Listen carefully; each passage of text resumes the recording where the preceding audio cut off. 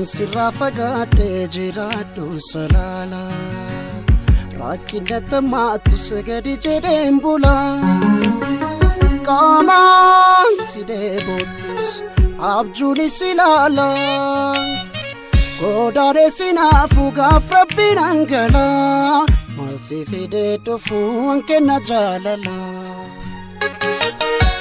An Sirraa Fagaadhee jiraadhu salaala rakkinata maatus gadi jedheen bula qaamaan si deeboodhus abjuunis ilaala godaadhee sinaafu gaaf rabbiin hangala maal si fidee dhufuu hankenna jaalala.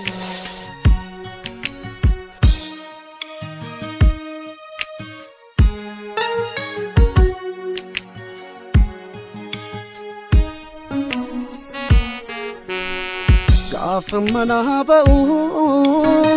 siis biyya koos dhiise ollaaf fira faana imimmaan harcaase ga'umsa koo malee ga'umsa koon beekuu nan deebee callise waasiin bakka buufne siif awwaadaa gala maal si fidee dhufuu hankenna jaalala. Gaafa mana ba'u siis biyya koos dhiise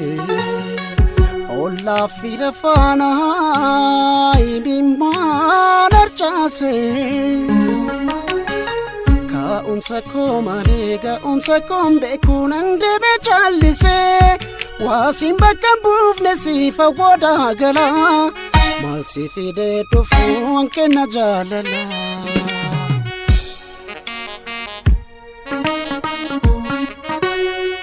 Ambasayaanni koo si biraa ansi malee barree kan biraa waa'ee koo maal jettaa natti mi yaadda'ee taanaan dhufammaa ka'ee garaan kee onaanee waa hundatti dhiise too deebi'ee garaan kee onaanee an jiraachuun hawwa kee ta'ee garaan kee onaanee dhufeetumaan sitti makkan ta'ee garaan kee onaanee.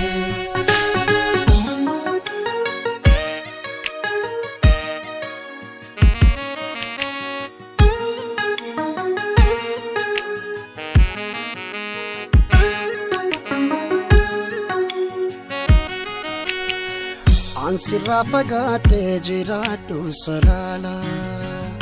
rakkinata maatus gadi jedheen bula qaamaan si deeboodhus abjuunis ilaala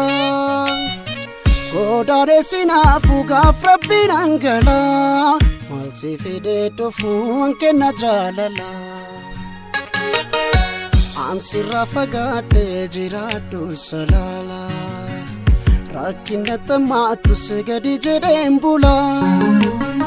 qaamaan si deeboodhus abjuunis ilaala godaadhee sinaafu gaaf rabbiin hangala maal si fidee dhufuu hankenna jaalala.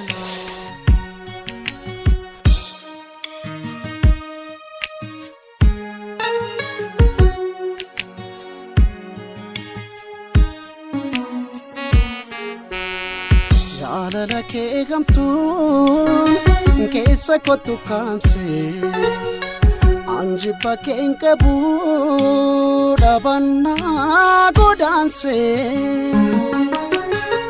harka nama laaluun nama garraa godheeraa ta'e salphisee waasiin bakka buufne siif awwaadaa gala maal si fidee dhufuu hankenna jaalala. Jaalala kee gamtuun keessa kottu kaamsee anjibba keen qabu dhabannaa godaansee harka nama laaluun nama garraa godheeraa ta'e salphisee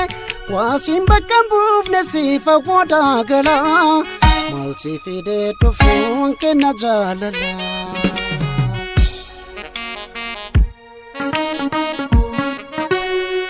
Ambasayaanni koo si biraa ansi maleen qabu kan biraa meena taraharamii anamma gaabberaa amanan sitti mabaamara eegi dhufaan jira anaabdiin kutadhu yoomuu sirraa eegi dhufaan jira situu na barbaachisa yoomirraa eegi dhufaan jira na dhiiste kan jaalanne kan biraa eegi dhufaan jira